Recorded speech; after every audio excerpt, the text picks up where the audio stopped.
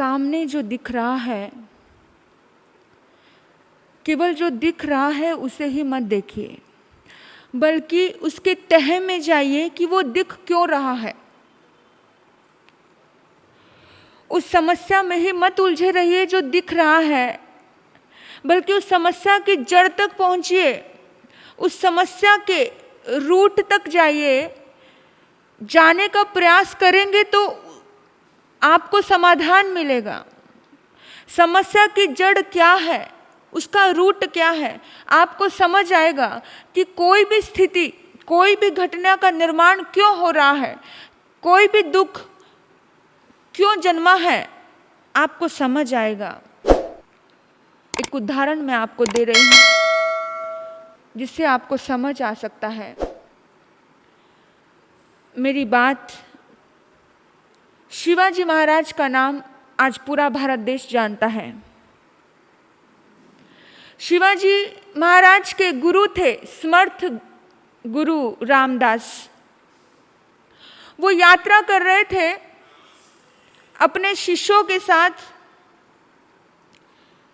समर्थ गुरु रामदास पूना की ओर जा रहे थे और पीछे उनके कुछ छोटे शिष्य थे और उन्होंने एक खेत से 2-3 गन्ने तोड़ लिए और गन्ने उनके हाथ में है। किसान को पता चला कि मेरे खेत से गन्ने लिए गए हैं। किसान को बड़ा क्रोध आया, बड़ा गुस्सा आया और किसान ने उस सन्यासी से, उन शिष्यों से जोर से गन्ने पकड़े और गन्ने पकड़ के वो जो आगे थे समर्थ गुरु रामदास के पास पहुंचे। समर्थ गुरु रामदास को इस बात का कुछ नहीं पता। वो तो अपनी मस्त फकीरी में, फक्कड़ फकीरी में जा रहे थे।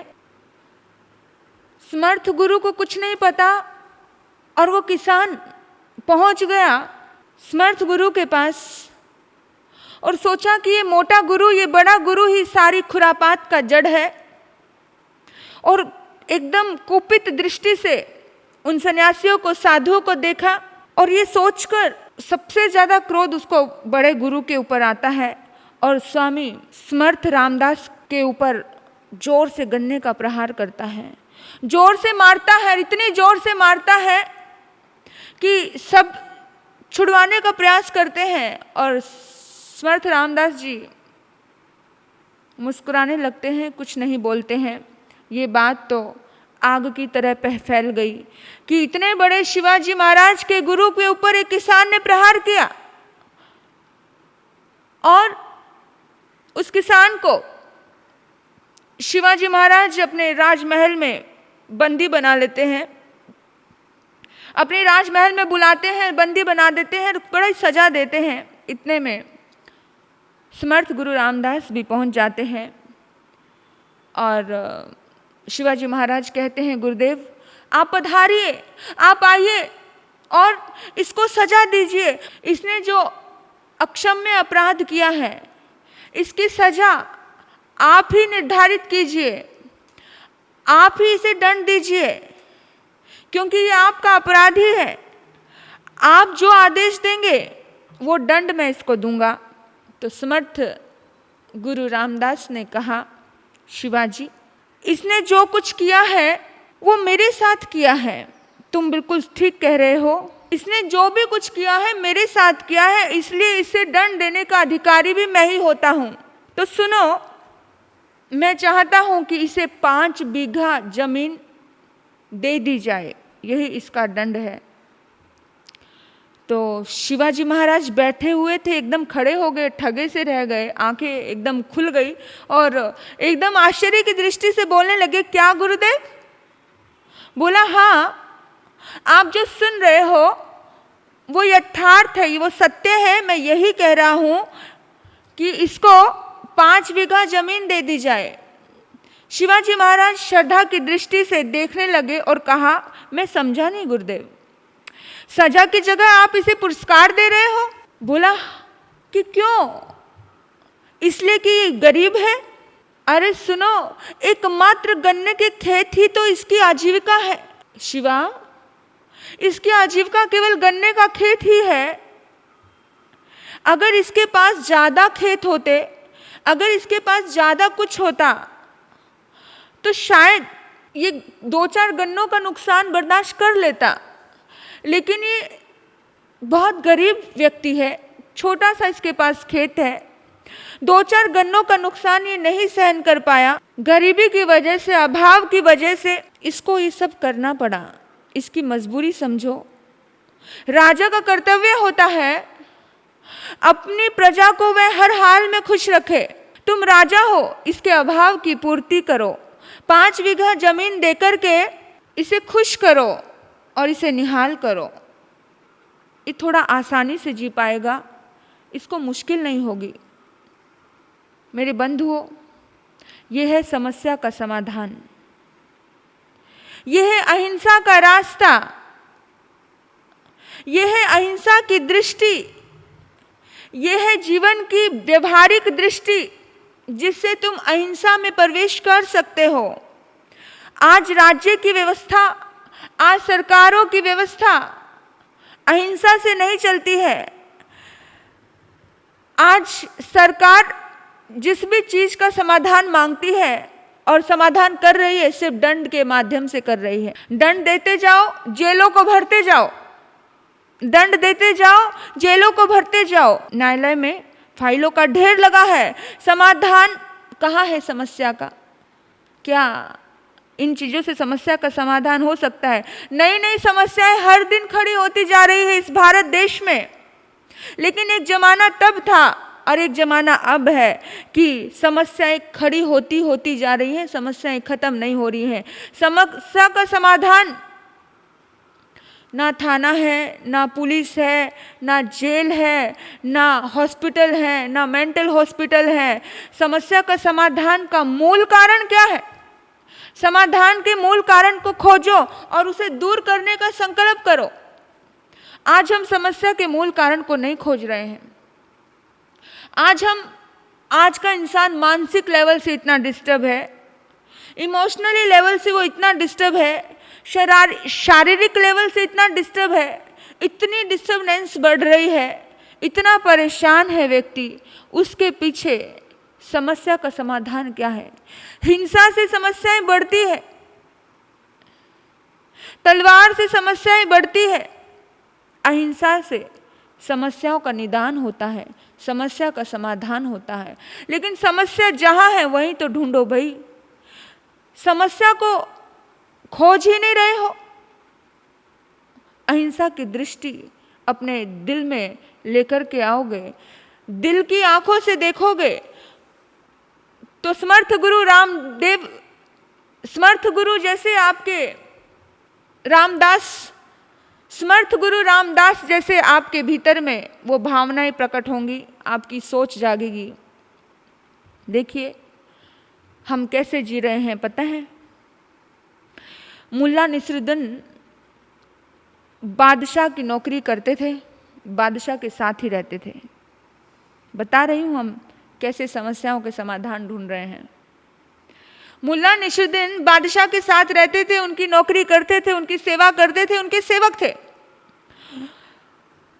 बादशाह के साथ परछाई की तरह रहते थे, सारे काम उनके करते थे। एक दिन बादशाह बगीचे में टहल रहे थे और बगीचे में टहलते टहलते, घूमते घूमते उनके अचानक उनके पैर में कांटा चुभ गया। तो उनके पैर में कांटा लगा। हंस के रहे हो? कोई गाना याद आ गया? कांटा लगा तो कबीरदास जी का दोहा याद नहीं आता है, मीरा के पद याद नहीं आते हैं, तुलसीदास जी के सुर याद नहीं आते हैं। याद आता है तो कोई गाना याद आता है। हमारे भारत देश की हालत ऐसी है, सिनेमा हॉल के सत्संग में आकर भी सिनेमा हॉल की चीजें याद आ जाती हैं। अभी क्या करें? समस्या कहाँ है, समझ पाना बड़ा मुश्किल है। तो देखिए भाई, कांटा लगा है बंगले के पीछे नहीं, बेरी के नीचे नहीं, कांटा लगा है, मुझे भी समझ आ रहा है, कांटा लगा है तो बगीचे में लगा है, बाग में लगा है, जब वो टहल रहे थे तब कांटा लगा है। और जिस समय में कांटा लगा तो एकदम से मुल्ला नसरुद्दीन सीरियस हो गए और उन्होंने फटाफट अपना एक जो उसके पास साफा था उसने खोला और उसने कहा कि बादशाह सलामत, आप बैठ जाइए, आप लेट जाइए, आपका ट्रीटमेंट मैं करता हूँ, आपको मैं देखता हूँ। और बादशाह सलामत का ट्रीटमेंट करने लगे और एक जेब से एक कोई शीशी निकाली और बोला, आंखें खोलो, मैं देखता हूँ क्या हुआ है। अब बादशाह जल्दी से उठकर बैठ गया। बादशाह झटके से उठकर बैठा और बादशाह ने कहा, नसरुद्दीन, तुम पागल तो नहीं हो गए हो? बोला, मैं बिल्कुल ठीक हूं हजूर, मैं होश में तो हूं।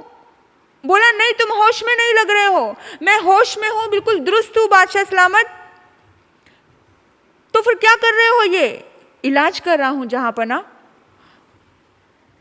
कांटा पैर में लगा है, इलाज क्या कर रहे हो? लेकिन बादशाह सलामत, कांटा पैर में लगा है, इलाज आंखों का करना है, क्योंकि आंखें खराब थी इसलिए तो कांटा पैर में लगा। आंखें खराब थी, दूर की चीज दिखी नहीं, बार बार लगेगा अगर आंखों का ट्रीटमेंट नहीं किया गया तो। मुल्ला नसरुद्दीन ने कहा कि बार बार कांटा लगेगा अगर आंखों का ट्रीटमेंट नहीं किया गया तो आज कुछ ऐसा ही हो रहा है। समस्या के मूल कारण को खोज नहीं रहे हैं हम लोग, हम कांटा निकालने में ही लगे हुए हैं। अक्सर जब कांटा लगता है तो कांटे को ही निकालते हैं। हम ये भी नहीं सोचते हैं कि कहीं ना कहीं शायद नजरें भी कमजोर हो सकती हैं, जो कांटा पड़ा हुआ दिखा नहीं। देखिए, समस्या का समाधान जब भी समझौते होते हैं, जब भी संधियां होती हैं, बहुत बड़े बड़े युद्ध हुए, सबसे बड़ा युद्ध हुआ महाभारत का, 18 दिन तक चला। 18 दिन में 18 अक्षौणी सेना समाप्त हो गई। सबसे बड़ा युद्ध, सबसे पहला युद्ध हुआ, सब कुछ खत्म हो गया। लेकिन युद्ध, हिंसा कभी भी सुखद परिणाम देकर के नहीं जाती है। अगर समस्याएं जन्मी है तो समस्याओं का समाधान प्रेम है। अगर नफरत जन्मी है तो नफरत का समाधान प्रेम है। हिंसा का समाधान अहिंसा है। घृणा का समाधान घृणा नहीं है, घृणा का समाधान प्रेम है। क्रोध का समाधान क्षमा है। अहंकार का समाधान विनय है। लोभ का समाधान संतोष है। समस्या जन्मी है तो समाधान भी है। अहिंसा का रास्ता अपनाओ। एक बात गांठ बांध लेना कि बल के प्रयोग पे कभी किसी समस्या का समाधान नहीं होता है। तलवार के दम पर कभी किसी को जीता नहीं जा सकता है। कोई समस्या सुलझाई नहीं जा सकती है। प्रेम से, मोहब्बत से, मर्यादा से, अनुशासन से ही समस्याओं का समाधान होता है।